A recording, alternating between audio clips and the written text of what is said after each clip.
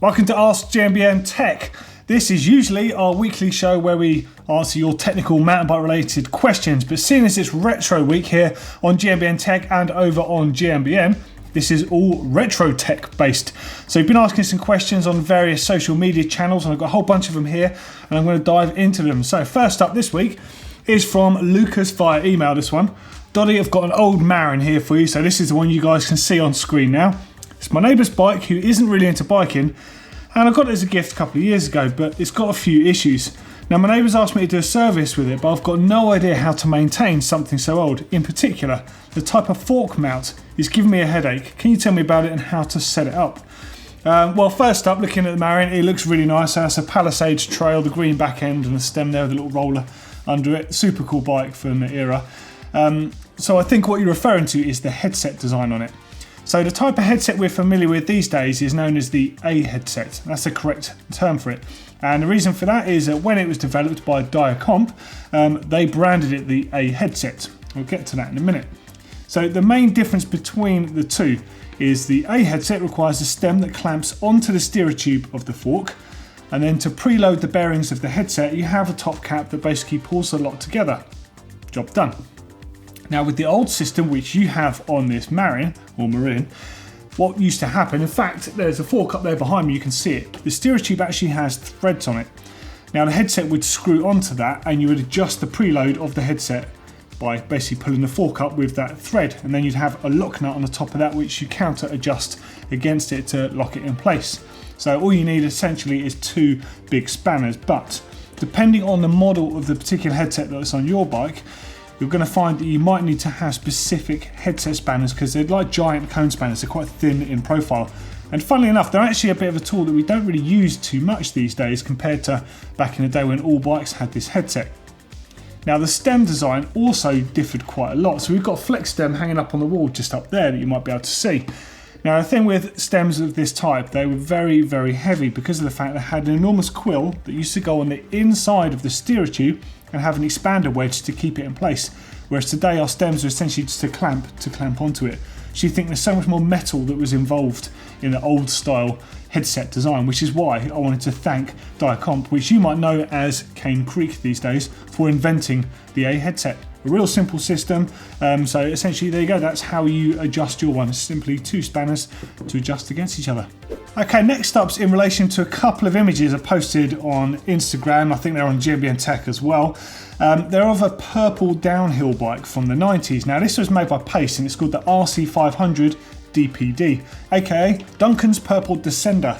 So from Zandiarov, I think that's what your name is, on the first one, why are the disc rotors bigger than my 29-inch wheels? Okay, so disc rotors on this bike you can see are enormous. You've got to bear in mind this bike has 26-inch wheels as well. They're 230mm rotors, they're absolutely massive. So if you consider that today, the top downhill pros, they're using up to 220s. So for a 230 back in the 90s, quite insane really. Now they're actually really far advanced for when they came out because they had a floating disc design, much like motorbikes where they took inspiration from, and they had a hydraulic caliper. The caliper would essentially just be single-sided and it would basically push the rotor over to contact with the other pad, which is why it needed to be a floating design. Now the caliper, although it was hydraulic, was cable actuated, so you used regular brake levers. And I mean, early 90s hydraulic disc brakes, they were immense. And they were made famous really by being on the mountain cycle San Andreas. But as you can see them here, they are enormous and they still felt pretty good, to be fair. And again, in relation to that very same photo, Jay Saint says, look at the pace, wheelbase and the hidden detail. I reckon it could still hold its own now with a long travel single crown on it. Do you know, I don't even think you need long travel because the Pace guys really got it right in the first place. So in case you're not familiar with Pace Research or Pace Cycles, they're a British company from North Yorkshire, and the two guys behind it are Adrian Carter, who is still behind Pace, and Duncan MacDonald. The DPD, which is that purple RC500, was known as Duncan's Purple Descender DPD. Now the thing that was cool about this is they both had a bit of a background with motorcycle engineering, so they're more than familiar with twin crown forks, direct mount stems, and much more wheelbase than we were having on traditional mountain bikes. And they're also really aware of how it made a bike handle in rough and fast situations. So you could arguably say that that was probably one of the most progressive bikes of all time. Granted, there's only a couple of inches of travel front and rear on that bike, and it was elastomer sprung travel, but they were working so hard with all the advancement on that actual bike that they just hadn't got as far as refining suspension yet. It took them a lot longer to get that far to do that. But really, I think they deserve a medal for making a bike that progressive for back in the day. I think it's absolutely incredible. And on a side note, bearing in mind that this bike came out in the early 90s, everyone was obsessed with anodised components on their bikes. They put in on like purple quick release skewers, purple bottle cages. I really like the fact that Pace didn't bother doing that. They just made the frame a purple anodised and just went straight to the finishing line. Way to go, guys. Next up's from Gary1185. Softails. Why haven't they made any form of comeback similar to endurance road bikes, which are all the rage? Truth is, I probably think they don't offer enough of an advantage to make it that worthwhile.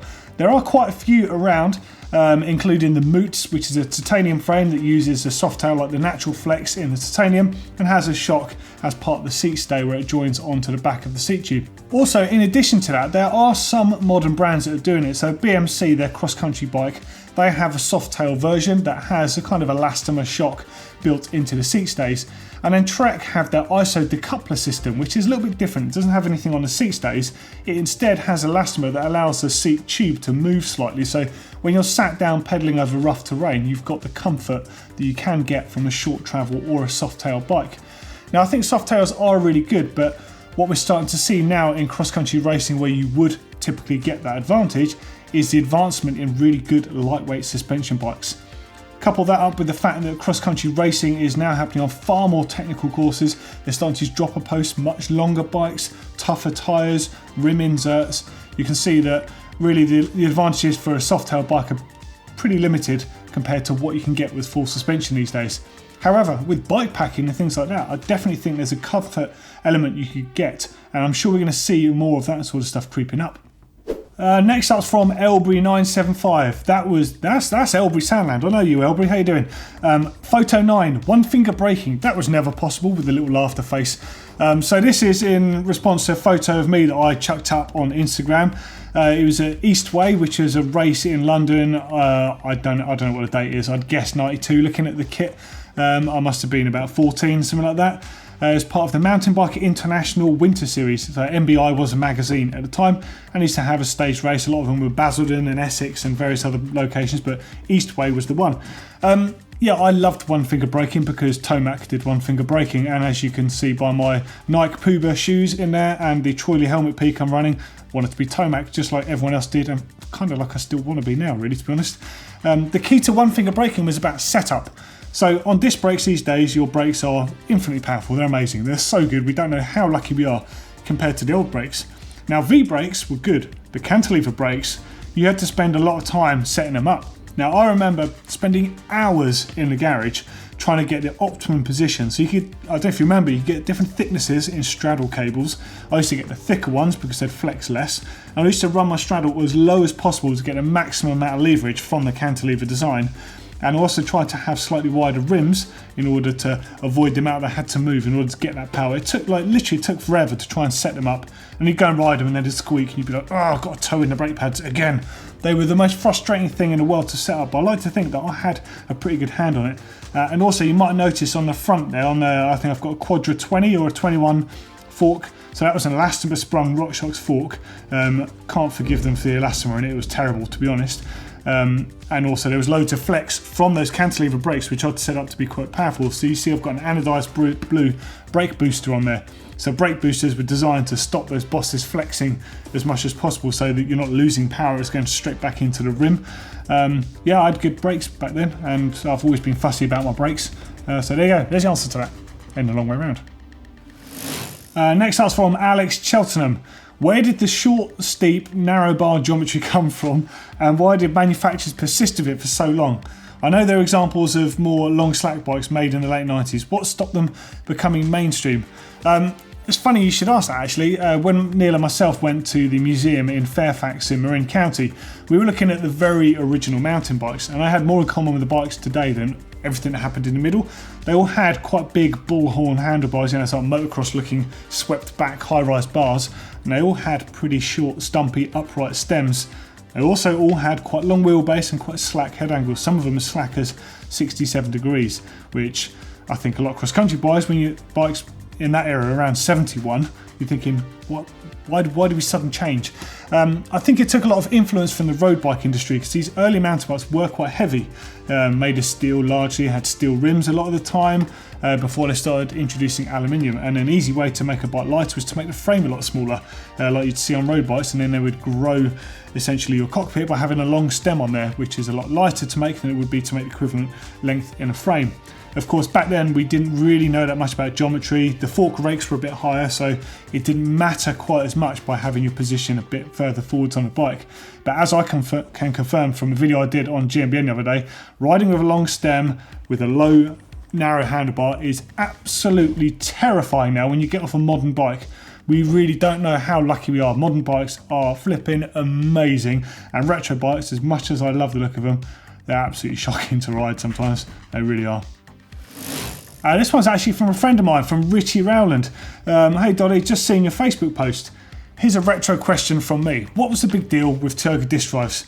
As a youth, watching John Tomac, I obviously wanted one, but exactly what performance benefit did they offer? I wasn't going to burden myself with them, but 25 years on, I still really don't understand what was good about them. Well, as we both know, and as I'm sure many of you know, the Tioga Disc Drive was an absolute icon in bike design. They were super expensive, and it was essentially designed to replace spokes.